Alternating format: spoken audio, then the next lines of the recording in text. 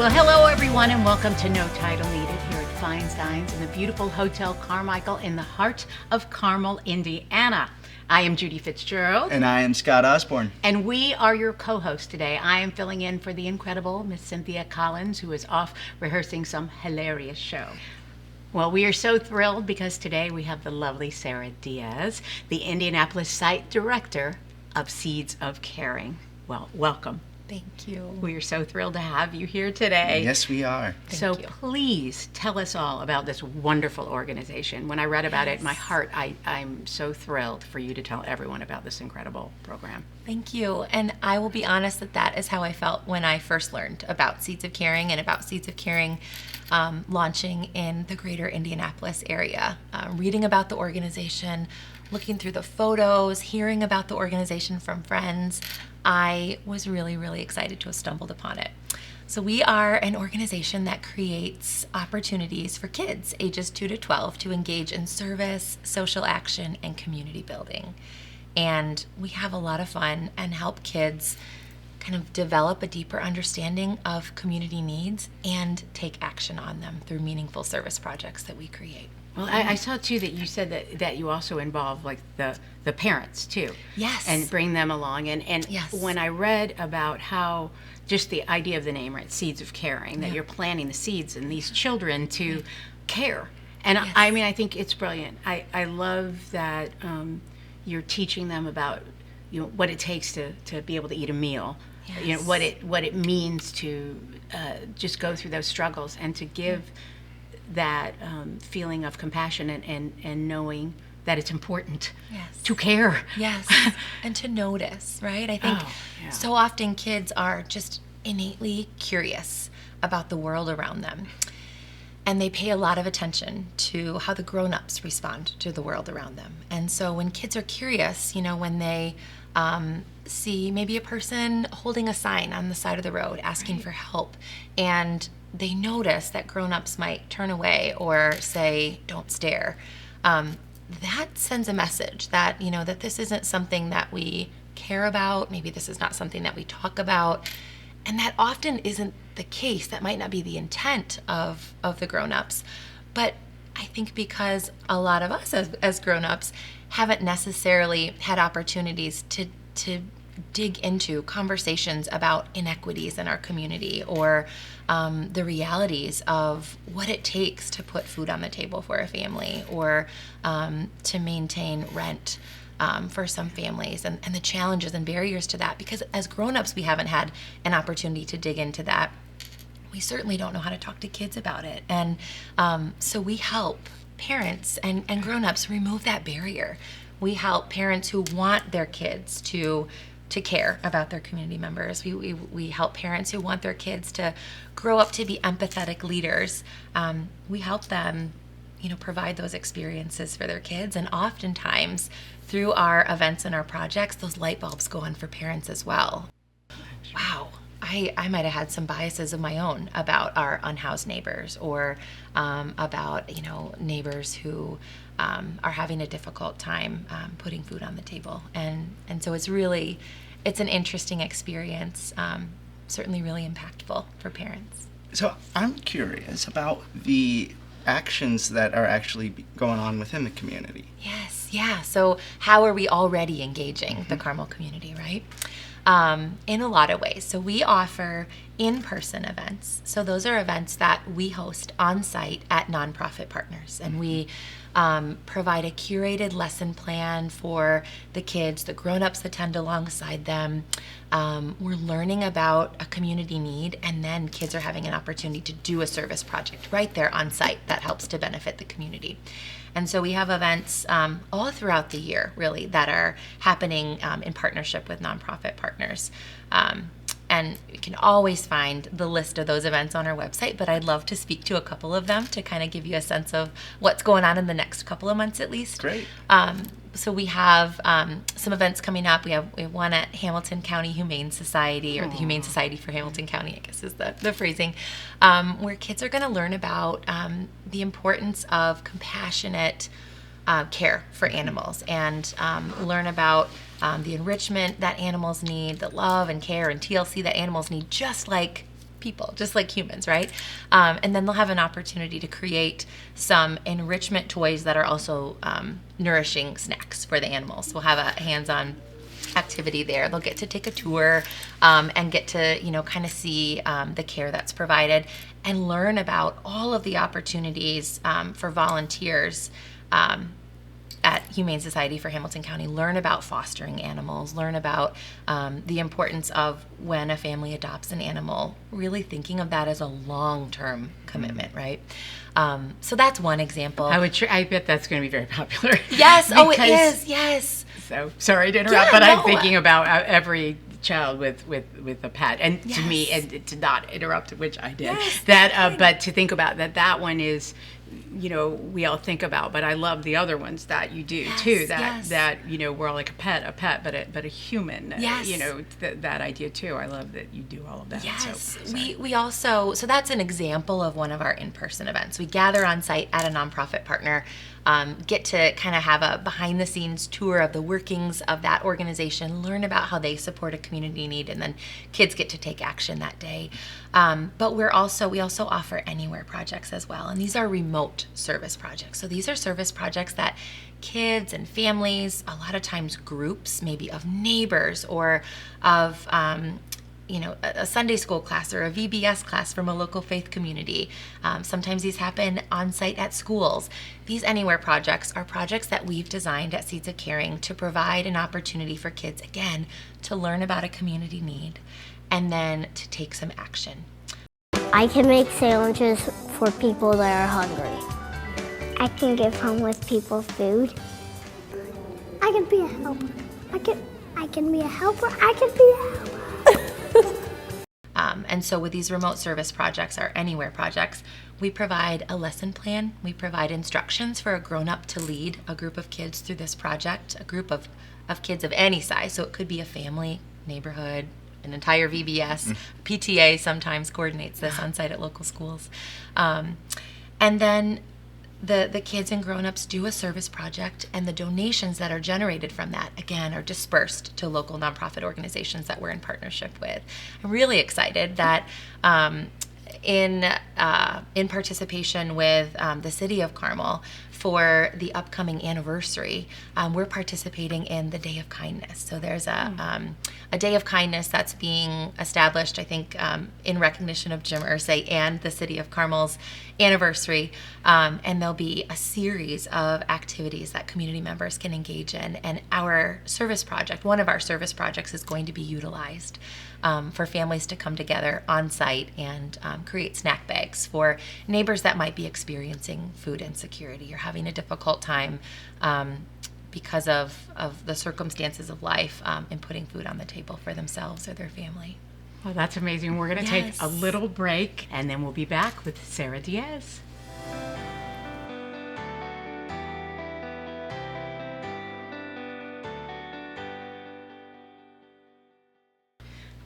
Hello, everyone, and welcome back to No Title Needed with our incredible guest, Sarah Diaz. We were in the middle of talking about all of the initiatives and projects and wonderful things that you have, and I know there's more to share, so please tell us everything. Yes. Well, in addition to our in-person events that are offered on a monthly basis and our Anywhere projects, which are our remote service projects, we also have school-based programming, and that's been really exciting to introduce new schools to our school-based Kindness Corps programming. It's a 6-session program that children in the schools have an opportunity to participate in. So these projects, these 6 projects that they go through, really kind of mirror Seeds of Caring's approach to helping kiddos understand about community needs, do some empathetic reflection, and then have an opportunity for a hands-on service project. And again, those projects as well all benefit local nonprofit organizations and local neighbors in our community, which is wonderful.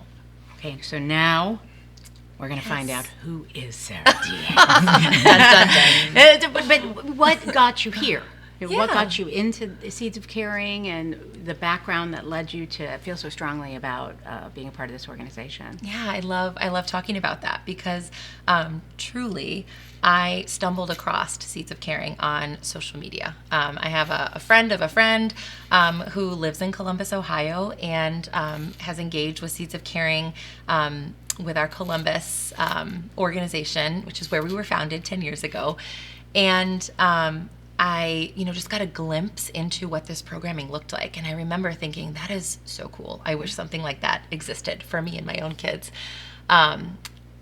And then Seeds of Caring launched in Indianapolis. And so when I heard about that, I thought, awesome, I'm going to get involved with my kids. I'm a full-time working parent. My spouse is as well. He travels a lot for work, and service and just being in community with others is something that's very important to us and is difficult to fit in on top of sports and church and tutoring and this and this and this and this.